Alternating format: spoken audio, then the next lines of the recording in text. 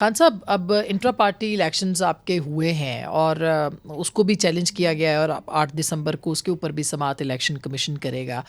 क्या आपको लगता है कि इलेक्शन जो है वो आपके आइन के तहत हुए थे और आप तो आइन बनाने वालों में से हैं पार्टी का, तो क्या आपको लगता है कि उसके मुताबिक इलेक्शंस हुए हैं या ये भी खाली मतलब एक फॉर्म फिल करके चेयरमैन आपने बना दिया? देखिए, नहीं, कम से कम जो लीगल फॉर्मेलिटीज़ वो पूरी की गई हैं। अच्छा। जो इलेक्शन एक्ट के तहत अब फॉर्मेलिटीज़ दी हुई हैं वो सारी पूरी की गई हैं। और मैं इनको आइडियल इलेक्शन तो नहीं समझता जो जो ग्रास रूट से ऊपर तक ना हो, लेकिन जिस तरह के इलेक्शन दूसरी पार्टी कराती हैं उससे ज़्यादा एलेबरेट इलेक्शन हुए, मैं ये कह सकता हूँ। लेकिन उनको चैलेंज नहीं करते ना, यहाँ तो अकबर एस बाबर साहब है, एक और आपके हैं वो पहुँच। हाँ। ये तो जो चैलेंज करने वालों को के पीछे कोई और लोग हैं। ये मैं नहीं मानता कि वो जेनुअनली कोई चैलेंज हो रहे हैं।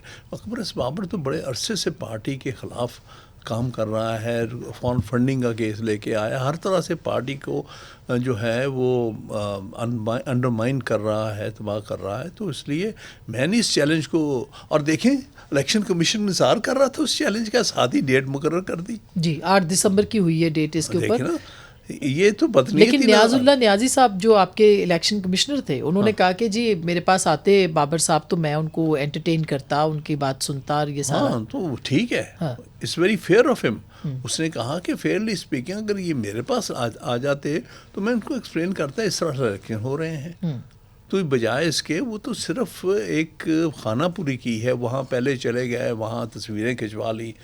उनका मकसद ही ये था कि जब इलेक्शन होंगे उसके बाद मैं चैलेंज कर दूंगा। लेकिन सब वो ये कहते हैं कि जो आइन कहता है कि आप लोगों से मांगे, नॉमिनेशन पेपर्स मांगे, उनकी वो सारा प्रोसेस फॉलो करें, वो फॉलो नहीं हुआ। प्रोसेस फॉलो हुआ है। अच्छा। हुआ है। देखिए, ये तो अब आप इलेक्शन कमीशन के सामने बताएंगे, यानी पार्टी आपकी बताएगी कि ऑलरेडी हम फाइल कर चुके हैं। देखिए ना, अगर आप देखें जो हमने फाइल किया है, जो मैंने देखा है, और जो PMLN ने फाइल किया है, और जो JUIF, इनके भी मैंने वो फाइल मंगाए, वो तो रिडिकुलस है। यहाँ तो कम से कम हमने सेंटर में भी, सूबों में भी, सब जगह के इलेक्शन करा दिए हैं। एलेबरेट चीज़ें हैं, कौन कौन कहाँ कहाँ पे है। वहाँ तो 5 फैमिली मेम्बर्स इधर इलेक्ट हो गए, ये 2 फैमिली मेम्बर इधर इलेक्ट, मजाक है वो तो इसका मतलब है कि बल्ले का निशान, अभी आपको लगता है कि फिर भी इलेक्शन कमीशन कह सकता है कि ये दुरुस्त इंतखाबात नहीं थे और फिर बल्ले का निशान इससे जुड़ा हुआ है? देखिए, बात यह है जो पहले भी फैसला इलेक्शन कमीशन ने किया वो भी बड़ा अनफेयर था। इतना 1.5 महीने ये इस बहस सुनने के बाद वो बैठे रहे हैं ताकि हम इतना वक्त गुजार दें कि इनको टाइम ही ना मिले। तो ये तो मैं देख रहा हूँ इलेक्शन कमीशन का रोल बड़ा ही अफसोसनाक रोल है। जिस तरह से वो पार्टी को विक्टिमाइज़ कर रहे हैं, उनको निशान उससे महरूम करने की कोशिश कर रहे हैं और एंटरटेन कर रहे हैं हर वो पिटीशन जो इनके ख़िलाफ़ हो सकती हो। तो उससे तो ये लगता है कि बहुत पार्टिजन किस्म का इलेक्शन कमीशन है।